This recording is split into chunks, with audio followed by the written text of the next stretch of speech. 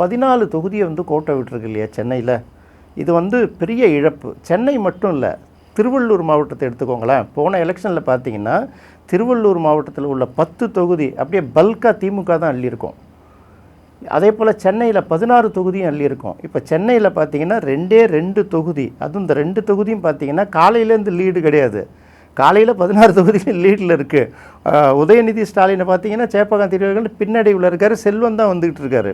இந்த பக்கம் துறைமுகத்தை பார்க்கும்போது சேகர்பாபு வந்து பின்னாடி தான் இருக்கார். அப்புறம் ஒரு குறிப்பிட்ட ஸ்டேஜுக்கு அப்புறம் அந்த பல சுற்று வாக்கு எண்ணிக்கையெல்லாம் முடிஞ்ச பிறகும் பார்த்தீங்கன்னா கொஞ்சம் லீடில் வந்து அவங்க 2 பேர் ஜெயிச்சிருக்காங்க.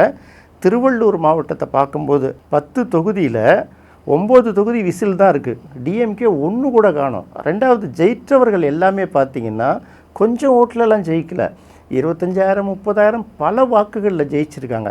அந்த திருவள்ளூர் மாவட்டத்தில் திருத்தணி மட்டும் ஒரே ஒரு தொகுதியில் அதிமுக ஜெயிச்சிருக்கு. அப்போ அங்கேயே 10 தொகுதியை வந்து திமுக இழந்திருக்கு இல்லையா.